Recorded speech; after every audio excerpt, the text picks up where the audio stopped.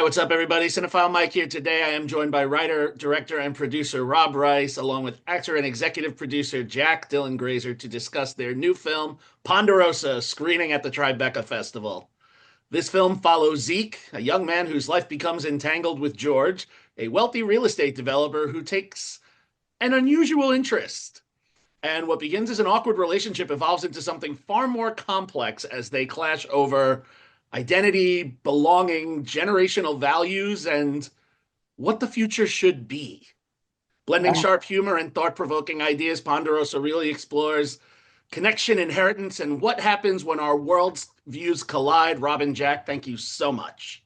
thank Thank you. you. That was incredible. Great explanation of the film. I still don't know what Where'd it's you about. get that? That was amazing. So, Rob, at the center of this film, we have two characters from very different generations who are searching for very different things. What made this particular relationship the right vehicle for exploring these ideas that interested you? I think I grew up in a generation between the two. And when I was, you know, I grew up, I was born in the early 90s and it was still the end of the kind of reign of George's world, of the boomer ideological blanket. And like many people in my generation, I don't know when it happened for everybody, but somewhere 2001, 2004, certainly by 2008, I hope the kind of rug was pulled out of that idea, and the sense that American liberal democracy would spread unchallenged around the world and would be the end of history was over.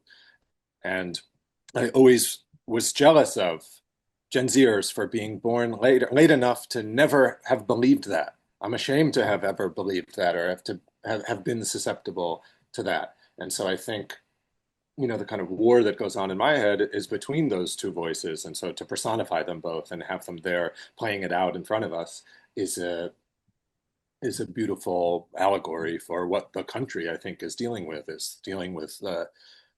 passing the torch, but the younger generation doesn't want the torch as it is. And the boomers, I guess, want some kind of, they're desperate for some kind of validation that the way they lived and the way that they built this country is being received with care, and it's not. And there are things people want to change, and it's hard for them to accept that. And Jack, so much of the film depends on the dynamic between Zeke and George. So I'm curious, as you and Bill Camp were developing these scenes together, what conversations were the two of you having about the push and pull between curiosity, discomfort, and this connection between the two? Me and Bill never talked about any of those words. We never talked about what was going on.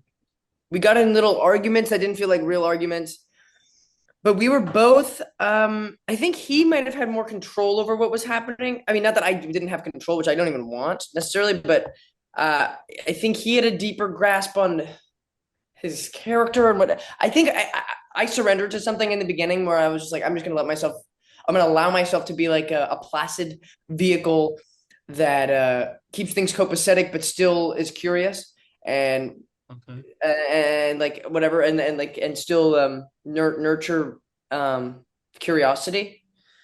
But it's almost like I have this big philosophy now that like if you stand in a courtyard for like 30 minutes or like Washington Square Park for 30 minutes, somebody will come to something will happen. You'll watch something that you could talk about happen. And that's kind of where I was at filming Ponderosa.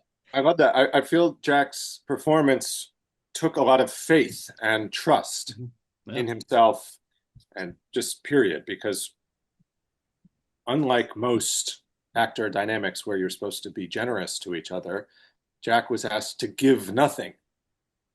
For the whole arc of what happens with George, Bill's character, to be possible, he needs to be like increasingly deranged and frustrated by how little he's getting. Mhm. And so for Jack, there was this sense of just faith. Like again, in this scene, you give him nothing. And that's hard, I think, as an actor to not, it goes against a lot of what you've spent so much energy learning how to do. Yeah, but that's a good thing too. Sorry to cut you off, Cinephile Mike, but I just want to say one thing really quickly. I think it's a good thing. Somebody asked me this question recently that I've been mulling over and it's been making me furious. Somebody asked me, Uh-oh. so what have you been up to, Jack? I haven't seen you in a movie in a while. What have you been just doing? Just like a bunch of random shit. And I was like, a bunch of random shit. Good question. I no, I think I've actually, and it's fair to think, but I'm not doing a bunch of random. I actually want to play characters that specifically ask of something of me and challenge me and that are meaningful to me. And this is like to me the most emblematic. Playing Zeke was the most emblematic. It was such a strange experience saying goodbye to Zeke and saying hello, and all the moments in between were so even stranger. Um, so like there was no random event. Also, I think um whatever thing I had to do as like I don't know. I didn't realize this while I was filming it, but I think I'm realizing it afterwards, which is I think I've been playing I was like playing a perspective of a person. I wasn't necessarily doing another I wasn't playing the world of a boy necessarily. You know what I mean? You know what I mean? Where I wasn't like playing like teen kid. I think I was playing like teen kid in a fishbowl through like a different lens that wasn't mine, that I had no intuition about at all. So it's kind of like I was just dreaming the whole time and it was just like slow and I had to run, and that's just like the way it's supposed to be. And it's an interesting journey you take us on. And on this journey, it couldn't help. One thing that stood out to me, the locations, whether it was the Ponderosa restaurant, the houses, the ones that are being constructed, where things were, everything seemed simultaneously like these expansive but empty spaces. So I'm curious to know what conversations you were having with your production design team about creating the visual environment for Ponderosa. Similar to what Jack was asked to do, Madeline Sadowski, the PD, like in their house especially, had to go against a lot of her instincts, which are to like make it specific and keep it blank. I think a lot of the references for the film, we're trying to find some new tone. And so we're looking at almost like stock media, like antihistamine commercials or something like that, uh, in a way are similar to the anonymity of the suburban world that George is, involved in building. And, the feeling we have now that as the American landscape is more and more corporate and you drive across the country, it used to be this like florid, diverse thing where you're going through these different places and they had so much regional specificity and now they all look identical. And everywhere we live looks identical, and how we live is becoming more and more controlled and identical. And so that stock feeling in the spaces was very important to try to do, and it's hard to do on purpose. And especially if you have a talented production designer, basically, she needs to not do her job, not add specificity. Yeah. And putting all that together, and this is a mini spoiler unless you've gone onto the website. I love that Ponderosa is categorized when you look at the tags on Tribeca's website, right? Of the genres when people are considering what to look. Ponderosa is listed as comedy, drama, experimental, horror, mystery, narrative, politics, technology. Only Rob Rice could tackle all those. It's true. So I'm curious because watching it, there were a lot of moments of humor and uncomfortable ones at that, but then there are those darker elements when we really start to get into some of those issues we were talking about before. So how did you go about, balancing these different tones to get to your final destination? Can I add on to that question really quickly? Sure. Rob, would you classify Ponderosa as an experimental film? You say it's experimental? Yeah, Yeah, cool. Cool, it cool, was an cool. experiment in that I was tasked with directing it, and no one knew if that I was capable of it. Yeah, cool. I think that tonal imbalance and balancing those different tones is so essential to the movie. One, because uh, it's supposed to be a kind of like total world, and the world is full of all those tones, but also to deal with the dark. There's a certain level of absurdity to the level of darkness in the US in period to our life. And, like it's just the maximal quality to depravity.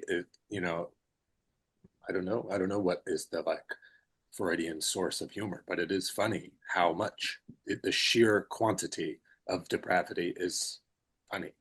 And so I think finding all of that and like the everythingness of it, it's supposed to be a kind of like, it's a parable, and parables are small, but it's like a folk story, but they reverberate and apply to everything. And so I think one way that we tried to make that possible is by drawing on things that shouldn't go together and trying to put them together, like a episode of The Simpsons and an antihistamine commercial and Bruno Dumont and French experimental films and whatever we're all watching when we're trying not to think about our country. And in that, when you watch this, I have to say the score also has a very distinctive presence in how it shapes what we're experiencing. What were your conversations like with your composer? The most important conversation was that an essential character who was a kind of explicitly surreal presence throughout the film ultimately was too surreal and didn't make it, though we see him for a moment after the credits. And that character's essence, though, was still necessary for the film. He was called the Sensing Man. And the Sensing Man needed still to be present. And so the score needed to bring his presence, which is a kind of like mystical, Gnostic, mythological, trickster energy. And there's something, I love the like historical trickster archetype that has a kind of ambivalence, is not good nor bad, is actually like meaningfully ambivalent and wants to just like see things happen. And the score is not like on anyone's side. It's not exactly like celebrating the bad things, but it's also not underlining that they're bad. There's a weird kind of like, and here Zeke goes into the next like den of monsters, and it's almost like Pied Pipering him along into it. And so I thought the score needed to have that kind of personality. There are these songs, Tennessee Ernie Ford songs, and then there's the score, which Curtis Green, who I just saw outside my building, and Vinnie Gallia did all the woodwinds, all the clarinets, and he's like a legendary jazz master and he came in and was taking the clarinet apart and blowing through it upside down, and all the just kind of like incantation that the Sensing Man used to bring had to come back in through the score. Cool. And Jack, for you, I'm curious. So you came on board to this film also as an executive producer. So how was it juggling your two responsibilities and being able to move within this world? How was that for you I balancing? don't feel worthy of the executive producer credit. I feel like I didn't really lift a finger ever, except for the times when I was like, well, do you know what's funny is that like I'm kind of just the most spoiled ever about so many things. Like I'll work on one thing and somebody will come over and be like, do it bigger, Jack. Like do something, just be so you. Like do something crazy and do something big and Jack. And then that sort of pisses me off. But then somebody tells me to do nothing, and I'm like, well, then I don't. What do you want me? I don't. So that was the majority of my job. Was like figuring it what I was supposed to do out. I always feel unworthy of everything, so that's my own issue. I got to work out. But I was there. I mean, I actually wouldn't even call. I mean, I don't know. I feel grateful to have executive produced it and acted in it. Acting was the most fun though. Acting with Rob Rice and Bill Camp and Alexis Bledel was the most fun. And my final question, because I know I have to let you both go in a couple of minutes. When audiences leave Ponderosa, what is something you hope stays with them, or what conversations do you hope start when they walk out of the theater? I just want them to feel like what was familiar on their walk in is no longer familiar when they leave. Perfectly said. I want them to feel like common sense is something that you're allowed to question. And the inheritances in this country that rely on common sense are not inevitable, and you are not passive in that process, but you can take only what you want. That's perfect. I kind of don't even want to add to that. I think that's great. Well, Rob, Jack, thank you both so much for taking the time to chat with me today. Congratulations on Ponderosa and its Tribeca premiere. For those watching, we will include links to information about the film and how you can get to Tribeca's site to buy tickets. For more conversations like this and spoiler-free reviews, including my spoiler review of Ponderosa, and other festival season content. We're just getting into it now with Tribeca. Please make sure you like, comment, subscribe to the video here. You can find me, Cinephile Mike, on all social media platforms. Jack, Robert, have a wonderful, wonderful day. And everyone else, remember, take a break and watch something new. Take care. Respect. Awesome, man. Makes sense Right. the way you think. Thank you.